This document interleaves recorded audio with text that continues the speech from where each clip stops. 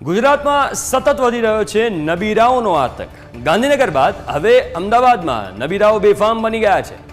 નબીરાઓના scene સપાટાનો એક video viral થયો છે।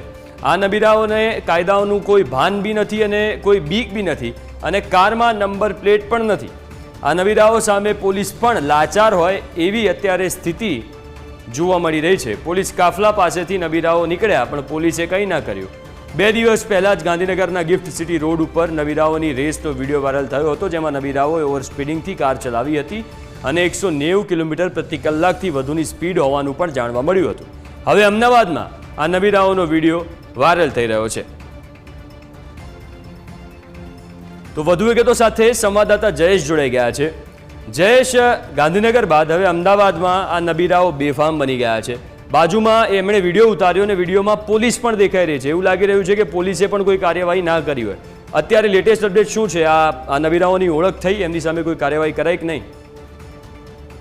જી ચોક્કસથી જે પ્રકારે ગુજરાતમાં એક બાદ એક આ પ્રકારની રીલ્સો છે તે જોવા મળે છે। 2 દિવસ પહેલા આપણે આ પ્રકારના દ્રશ્યો ગિફ્ટ સિટીમાં જોયા હતા કે જ્યાં નબીરાઓ છે તે આખો રોડ રોકી અને આ પ્રકારે રીલ્સ બનાવતા હોય એ પ્રકારના દ્રશ્યો જોયા હતા। તો ગઈકાલે રાજકોટમાંથી પણ બીઆરટીએસ રૂટમાંથી આ પ્રકારનો કાફલો છે તે પસાર થતો આપણે જોયો હતો ને હવે આ એક નવા દ્રશ્ય અમદાવાદના જે પોશ એરિયા અને ટ્રાફિકથી ધમધમતો એરિયા કહેવાય એવા એસજી હાઈવે પર આવે છે કે જ્યાં એક સાથે 10થી વધુ ગાડીઓ છે તે ચાલે છે અને એવામાં રીલ્સ બનાવવામાં આવે છે અને ગાડીઓમાં જોવામાં આવે તો મોટાભાગની ગાડીઓ છે જેમાં આગળ કે પાછળ બંનેમાંથી એક પણ નંબર પ્લેટ છે તે જોવા નથી મળતી।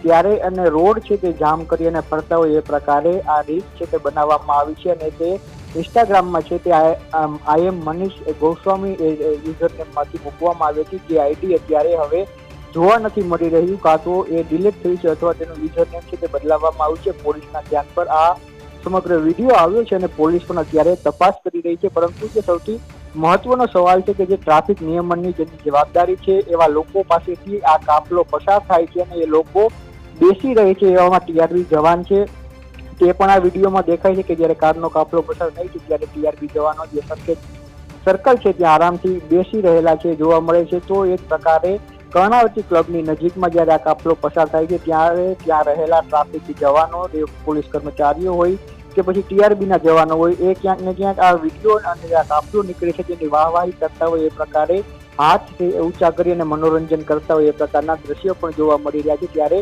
2 દિવસ પહેલા ગુજરાત હાઈકોર્ટે ટ્રાફિક પોલીસના જે જેસીપી છે તેમને ટકોર કરી હતી કે અમને ખબર છે તમારા અધિકારીઓ જંકશન ઉપર કઈ પ્રકારે ડ્યુટી છે તે કરતા હોય છે, એ વાત તેમણે કરી હતી। તેમ છતાં પણ હાઈકોર્ટની ટકોર અને એટલા બધા વિડીયો આવ્યા બાદ પણ હજુ પોલીસનું જે તંત્ર છે તે સુધરવા નથી માંગતું, જેના કારણે આવા પ્રકારના જે લોકો છે તેની હિંમત ક્યાંક ને ક્યાંક વધે છે અને સોશિયલ મીડિયામાં રોપ જમાવવાના નામે આ પ્રકારના વિડીયો છે તે ઉતરતા હોય છે। બિલકુલ, આભાર જયેશ વિગતો આપવા માટે। તો 2 અલગ અલગ તમે દ્રશ્યો જોઈ શકો છો। એક અમદાવાદમાં જ્યાં નબીરાઓ પહેલેથી જ બેફામ છે અને બીજી બાજુ ગાંધીનગરમાં જે હમણાં વિડીયો સામે આવ્યો હતો, આ વિડીયો બાદ ગાંધીનગરમાં તો પોલીસે એ લોકોને ઝડપી પાડ્યા છે અને ગુજરાત પોલીસે એક રીલ પણ એ લોકોની મૂકી હતી અને હવે અમદાવાદનો પણ મને એવું લાગે છે વારો છે। પણ જે પ્રકારે દ્રશ્યો છે તમે જુઓ, ટીઆરબી જવાન ત્યાં ઊભા છે, પછી આગળ જઈને એક 4 રસ્તેથી અમદાવાદમાં ગાડી પસાર થયા છે ત્યાં પણ પોલીસકર્મી ઊભા છે, તો પણ કોઈ કાર્યવાહી કરવામાં હાલ પૂરતી તો નથી આવી।